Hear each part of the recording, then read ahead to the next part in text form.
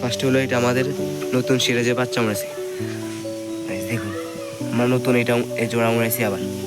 আর এটা তো আমাদের পুরনটা এর মাদিটা ডিমে আছে। ডিম ডিম দোটার মধ্যে বাচ্চা ফুটবে, দোটার মধ্যে ফাটা হয়েছে। তো এই জোড়া হচ্ছে আমাদের কক মোরগ যেটা আছে, দেশের কক মোরগের কক্সটা যেটা আছে সেটা।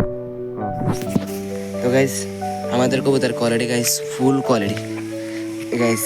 এই দেখেন মানে এটা হলো আমাদের বড় কবুতর, আর এদের বাচ্চা হলো এগুলো। আমি আপনাদেরকে ওইদিকে একটু দেখেন, এইটা হলো ভাবটা আর এটা হলো তাদের জোড়া বাচ্চারে। তো গাইস এখানে ওই পাশেরটা হলো ছেলে আর এটা হলো মেয়ে কবুতর। তো গাইস আপনাদের কারো যদি এটা পছন্দ হয় তাহলে আপনারা আমার থেকে নিতে পারবেন। আর গাইস এই মাটিটা দেখছেন না, এটা হলো আমাদের, এটা হলো আমার ফুফুর। তার কাছে আমি এক জায়গায় গিরাজ কোদার বেচি, তার প্রথম বাচ্চা ছিল এটা, এটা মাদি হয়েছে, এটার জন্য একটা নর আনবো। তো গাইস এটা মানে জোয়া দানের এক সপ্তাহের মধ্যে আশা করি ডিম পেয়ে দেবে। কিন্তু গাইস এখন বাজারে মাদির যে দাম, সরি গাইস নরের যে দাম, একটা নর 600 বলে 700 বলে। তো গাইস আমি ভালো কোয়ালিটির দেখে একটা নর নিয়ে আসবো আর কিছুদিন পরে। তো গাইস এটা এবার আমি আপনাদের আমার খামারটা দেখাবো। তো গাইস এখানে যে নামটা রয়েছে আমার রোহানের খামার, এখানে এই ফিলেটার মধ্যে হাওয়া ধরেছে, তার কারণে এটা ভাঙি আবার ডালাই করা হয়েছে। আমি কালকে নাও পশুর মধ্যে এটা আবার গোড়া চ্যানেলের নাম রেখে দিব ইনশাল্লাহ।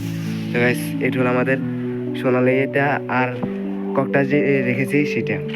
তো গাইস তাদেরকে আমি আমাদের তৈরি, আমাদের নিজস্ব হাতের তৈরি যে আচারটা আছে আমরা তাদেরকে ওইটা খাওয়াই, আর তারা ফ্রেশ ডিম পায়। তো গাইস বাচ্চাগুলোর ভাবটা হলো এটা, মাটা আবার ডিমে চলে আসছে, তারা আবার ডিম পেয়ে দিছে, ডিমের 1 সপ্তাহ বয়স হয়ে গেছে।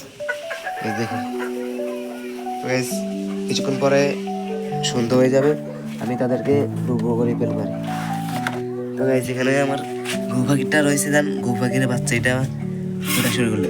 তো গাইস কালকে ঘুঘু পাখি এটার বাচ্চাটা চলে গেল, মানে আমি আমার সিরাজিটা আছে একটু ডাক দেয়, সিরাজি ডাক দেওয়ার সাথে সাথে মানে উড়ে দেওয়া শুরু করলো ভয় পাই, আর আমি দৌড়ে যাই, ধরে ফেলছি। যদি না ধরতাম তাহলে বাচ্চাটা উড়ে চলে গেল, উড়ে চড়ার পরে বিলে খেয়ে ফেললো।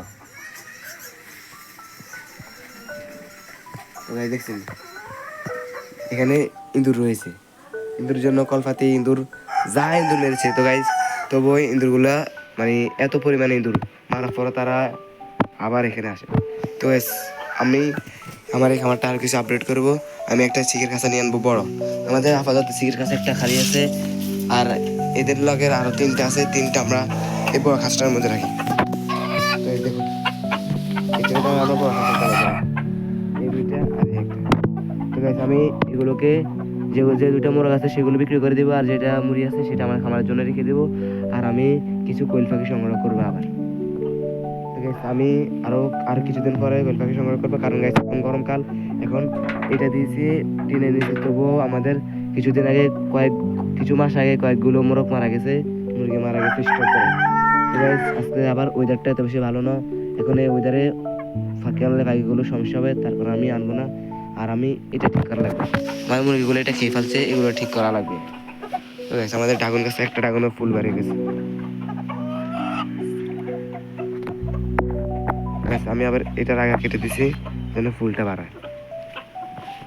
গাইস আজকের যতটুকু আপডেট দিয়েছি আমি চাইলে আরও দিতে পারবো, কিন্তু আপনারা বোরিং হয়ে যাবেন, আপনার থেকে ভিডিও ভালো লাগবে না, তাই জন্য আমি আর ভিডিও দিনই আর বড় করবো না ভিডিওটা। আজকের জন্য এখানে বিদায় নিব। আসসালামু আলাইকুম ওয়া রাহমাতুল্লাহি ওয়া বারাকাতুহু।